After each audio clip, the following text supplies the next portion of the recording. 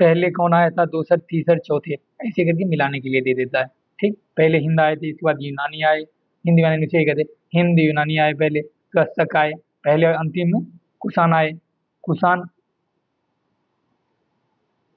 कुषाण किस जाति से संबंधित है, तो यूची या तोखरी, उसे ही तोखरी कहते हैं, तोखरी से संबंधित है। कुषाण वंश के संस्थापक कौन है, तो कुजुल कटफिसस थे। कुषाण वंश की राजधानी पेशावर, मथुरा, पुरुषपुर, मथुरा को ही उस टाइम में, नहीं, मथुरा, पुरुषपुर को ही पेशावर कहते थे उस टाइम पर। पेशावर एवं मथुरा उसकी राजधानी थी। अश्वघोष जिन्होंने बुद्ध चरित्र की रचना की, पूछ ही सकता है कि किसके समकालीन थे, तो कुषाण वंश के समकालीन थे। कनिष्क ने पाटलिपुत्र से विजित कनिष्क ने पाटलिपुत्र से विजित किया था। कनिष्क के समय गांधार मथुरा कला का किस किसने गांधार और मथुरा कला शैली, ये चित्रकला शैली है, गांधार मथुरा कला शैली का संरक्षण दिया था, किस शासक ने, तो कनिष्क शासक ने। ये पूछा हुआ क्वेश्चन है, कहीं हम पढ़े थे। कनिष्क ने चौथी बौद्ध संगति का आयोजन कुंडग्राम में करवाया था, कश्मीर में। कनिष्क ने 78 ईसा पूर्व में राजा बनने के अवसर पर शक संवत किसके काल से, कुषाण वंश के काल से राजा कनिष्क किसने चालू करवाया, कनिष्क ने। किस ईसा पूर्व, किस ईस्वी से, 78 ईस्वी से। कनिष्क के समय सिल्क मार्ग पर कुषाणों का आधिपत्य था। सिल्क सिल्क मार्ग पे किसका आधिपत्य था, कनिष्क के समय तो कुषाणों का था। गुप्त वंश देखिए, चंद्रगुप्त प्रथम, गुप्त वंश का वास्तविक संस्थापक चंद्रगुप्त प्रथम को माना जाता है। चंद्रगुप्त प्रथम ने गुप्त संवत चलाया 320 ईस्वी से। यहाँ कंफ्यूजन बनता है क्योंकि इधर शक संवत हो गया और इधर गुप्त संवत हो गया। तो शक संवत किसने चालू करवाया, कनिष्क ने। कितने ईसा पूर्व से, कितने ईस्वी से, 78 ईस्वी से। गुप्त संवत किसने चालू करवाया, चंद्रगुप्त प्रथम ने। कितने ईस्वी से, 320 ईस्वी से। चंद्रगुप्त प्रथम ने लिच्छवी लिच्छवी के राजकुमारी कुमार देवी से विवाह किया था। वो प्रथम शासक था जिसने महाधीराज की उपाधि धारण की। गुप्त वंश के किस शासक ने महाधीराज की उपाधि धारण की, कौन प्रथम शासक था, चंद्रगुप्त प्रथम ने। यहाँ समुद्रगुप्त का कार्यकाल 355 ईसा पूर्व से 375 ईसा पूर्व में ईस्वी है, सॉरी। इतिहासकार स्मिथ ने चंद्रगुप्त को भारत का नेपोलियन संबोधित किया है। क्वेश्चन बनता है भाई, भारत का नेपोलियन किसे कहा जाता है, चंद्रगुप्त को, समुद्रगुप्त को कहा जाता है। और किसने समुद्रगुप्त को भारत का नेपोलियन कहा, मिस्टर स्मिथ ने। समुद्रगुप्त ने कौन कौन सी उपाधि धारण की थी, अप्रतिरथ की उपाधि धारण की थी, क्रमांक की उपाधि धारण की थी। समुद्रगुप्त के अभियानों की चर्चा किस प्रशस्ति में मिलती है, प्रयाग प्रशस्ति में मिलती है। प्रयाग प्रशस्ति की रचना किसने की थी, तो हरिसेन ने की थी। ठीक, उसने उत्तरापथ के 9 राजाओं तथा दक्षिणापथ के 12 राजाओं को विजित किया था। किसने किया, विजित किया था, तो यहाँ क्वेश्चन बनता है समुद्रगुप्त ने। समुद्रगुप्त, इसके बाद आया कुमारगुप्त प्रथम का कार्यकाल था 415 ईस्वी से 455 ईस्वी तक। चंद्रगुप्त द्वितीय एवं ध्रुव देवी का पुत्र कुमारगुप्त प्रथम है, जो 415 ईसा पूर्व में शासक बना। नालंदा विश्वविद्यालय की स्थापना किसने की थी, कुमारगुप्त ने की थी। इस गुप्त काल में नालंदा विश्वविद्यालय शिक्षा का केंद्र था। बाद में बौद्ध धर्म के बाद में यह बौद्ध धर्म के शिक्षा का सबसे प्रमुख केंद्र बना। गुप्त काल में पहले शिक्षा का प्रमुख केंद्र था, बाद में ये बौद्ध धर्म का। और किसने, यहाँ से क्वेश्चन बनता है एक कि किसके काल में या किसने नालंदा विश्वविद्यालय की स्थापना कुमार गुप्त ने।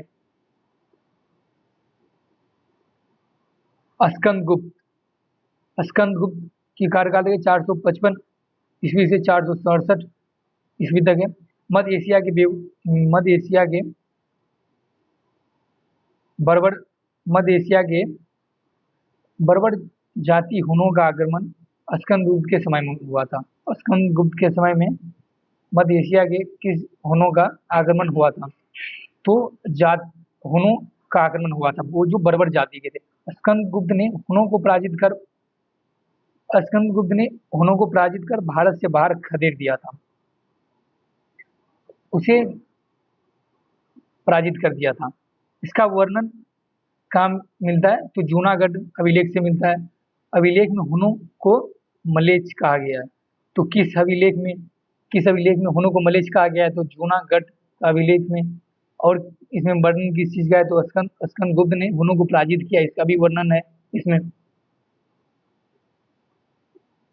एक और स्लाइड होगा, एक मिनट।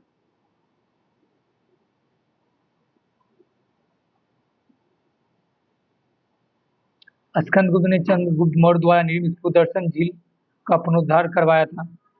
ये भी है कि सुदर्शन झील का पुनरुद्धार किसने करवाया था? जो चंद्रगुप्त मौर्य द्वारा निर्मित था, स्कंदगुप्त ने करवाया था। स्कंदगुप्त ने शंकरादित्य की उपाधि धारण की थी। शंकरादित्य की उपाधि धारण किसने की थी? तो स्कंदगुप्त ने की थी।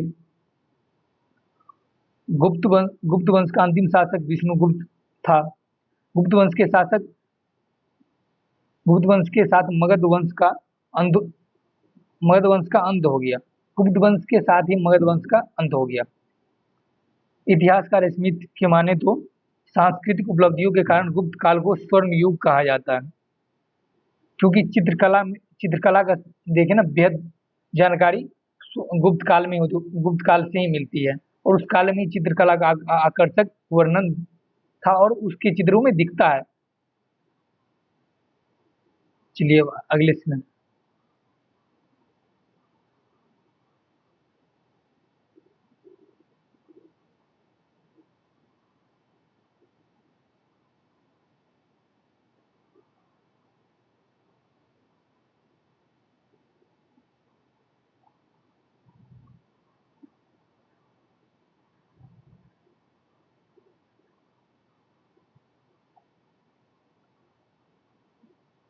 चंद्रगुप्त द्वितीय का कार्यकाल 375 से 415 ईसा पूर्व में।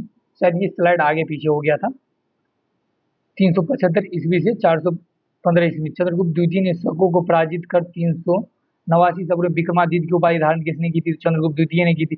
देवगुप्त देवराज देव ऋषि की उपाधि किसने धारण की? तो चंद्रगुप्त द्वितीय ने धारण की थी।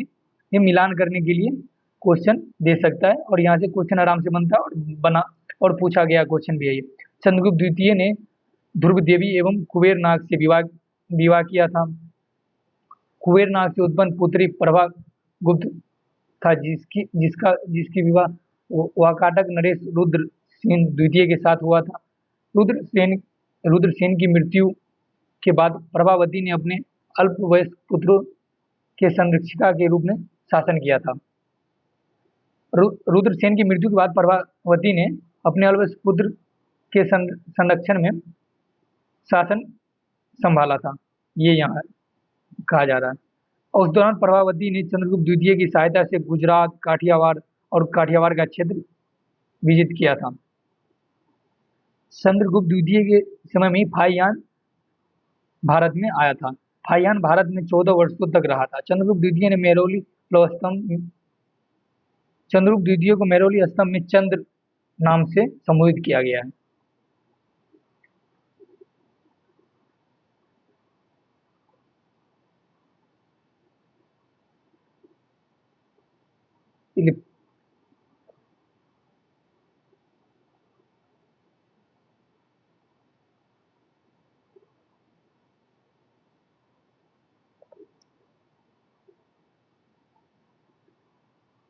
चलिए पाल वंश आ गया। पाल वंश की स्थापना गोपाल ने 350 ईस्वी में की थी। गोपाल ने किसने औदंतपुरी विश्वविद्यालय बिहार, जो बिहार शरीफ में है, उसकी स्थापना किसने करवाया था? तो गोपाल ने। उधर नालंदा विश्वविद्यालय की स्थापना किसने? तो कुमारगुप्त ने करवाया था। इन दोनों में कंफ्यूजन बनता रहता है। इस वंश का सबसे प्रमुख शासक धर्मपाल था, जिसने विक्रमशिला विश्वविद्यालय की स्थापना करवाया था। तीन तीन यहाँ से विश्वविद्यालय, नालंदा विश्वविद्यालय कुमारगुप्त प्रथम ने करवाया था। औदंतीपुरी विश्वविद्यालय की स्थापना गोपाल ने करवाया था। विक्रमशिला विश्वविद्यालय की स्थापना धर्मपाल ने करवाया था। सोमपुर महाविहार का निर्माण सोमपुर विहार का निर्माण, जो वर्तमान में बांग्लादेश में है, उसका भी निर्माण धर्मपाल ने करवाया था। धर्मपाल ने त्रिपक्षीय संघर्ष में प्रतिहारों एवं राष्ट्रकूटों से संघर्ष किया था। ये क्वेश्चन पूछा गया है कि त्रिपक्षीय संघर्ष किन किन शासकों के बीच हुआ था? पहला हुआ पाल वंश हुआ, दूसरा प्रतिहार, तीसरा राष्ट्रकूट।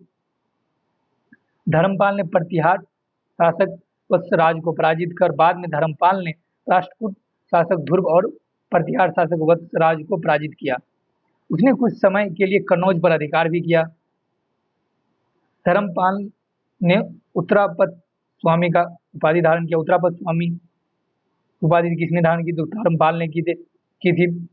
उसके पुत्र का नाम देवपाल था, जो 810 ईस्वी में शासक बना।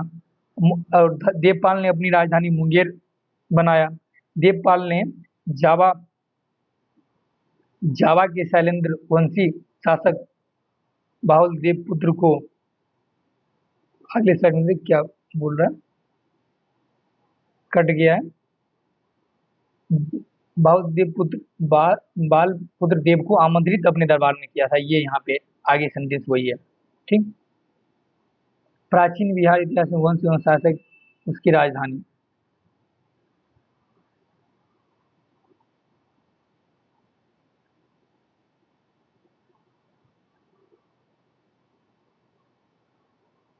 चलिए उस स्लाइड, एक मिनट हट गया। चलिए यहीं तक आज क्लास थी। तो कल मध्यकालीन बिहार देखेंगे। चलिए, थैंक यू।